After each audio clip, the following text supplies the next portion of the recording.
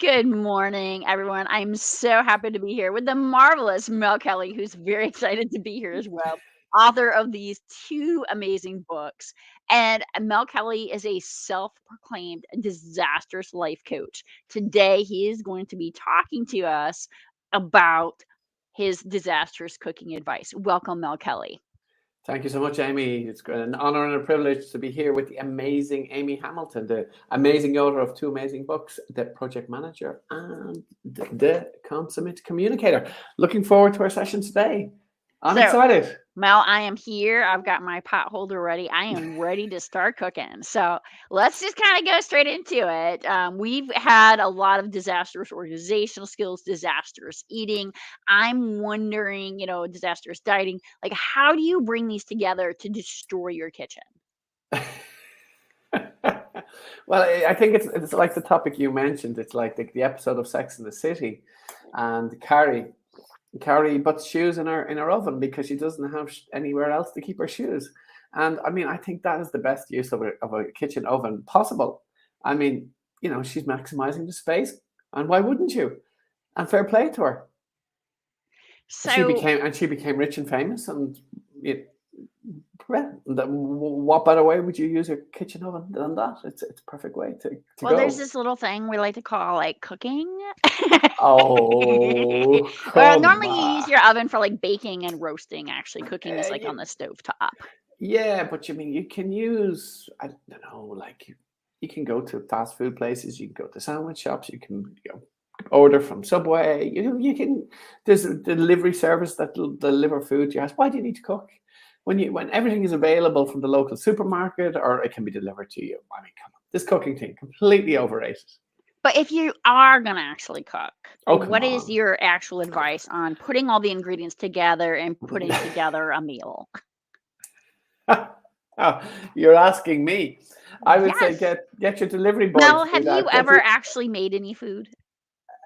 Well, it depends what you call by making food. I mean, making food is you're talking about making a cup of coffee, cup of tea. I mean, yes, I You have. actually have a very, very fancy coffee maker, I've noticed. Like your coffees are always like very fancy. Do you have an espresso machine? Like what is that? It's very, very expensive and very. Yes, I was in America. All they like to drink is drip coffee, but we have actually an espresso coffee. Yes, so it's an espresso coffee machine. So this is all, but it's all done for. So it's easy. It's easy. If it So you have a required very fancy actually, coffee machine, but you make no food. I make coffee. Does that not count as cooking? I boil the kettle. I sometimes make toast. I sometimes make a sandwich. There, that would consider as cooking. It That certainly that's does in not my really mind. like have you ever taken ingredients and put them in measuring cups into a bowl? Next question. Okay, Mel, this is a cooking show. I needed to talk about cooking. Yes. What was the question again? Yes, have you ever actually taken any ingredients and, like, used Sorry, measuring devices and put them into a bowl and, like, I can't. made The connection's breaking up here. I don't seem to understand the question. So anyway, have so you ever Amy, made, like, bread or a cake or a oh, pie or any kind of why would you make and cook any of these things when they're available from the local stores, they're available from the local supermarkets, local bakeries, and all these type of, you're supporting these people by buying those type of things from those shop stores and so why would you bother doing the type of work that they do and they do better?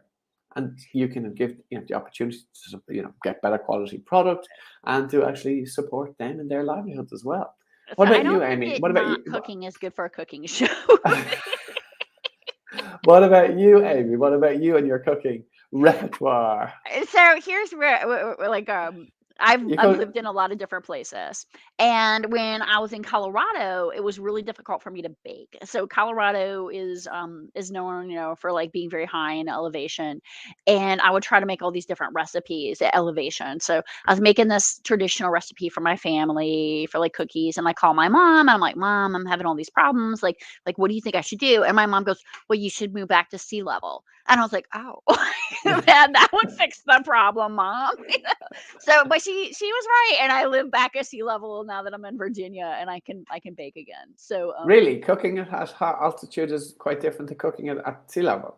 Oh, yeah, like, if you even read, like, a standard, like, cake box or anything, it'll have, like, high altitude, like, advice for you, and And I, what's like, high one time altitude? made What? these brownies that, like, you could, like, kill people with them, they could've been, like, weaponized, like, you like, if you were gonna get mugged, like, grab one of those brownies and you could just conk somebody over the head. How? What's high altitude? Is it like how many? So How many? I was at 7,000 feet. I think anything Oh, around 6 or so thousand feet is high, and then I had a cabin, and the cabin was about 9,500 feet.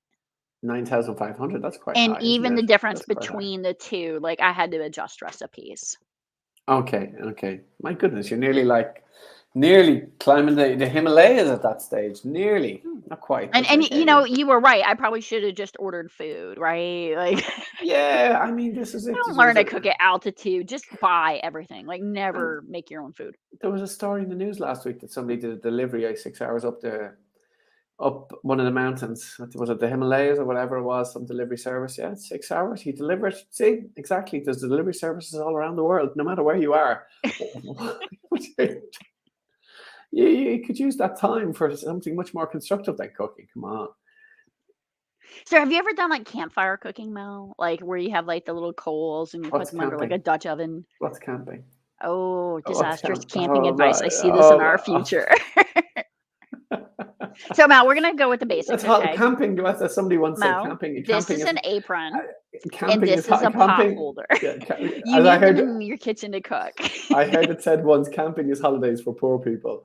That's what somebody wrote. I heard Okay, somebody Mel, say this that. isn't a That's camping how. show, this is a cooking show. I Oh, need you to well, focus. so then the same way, cooking is cooking is what poor people do.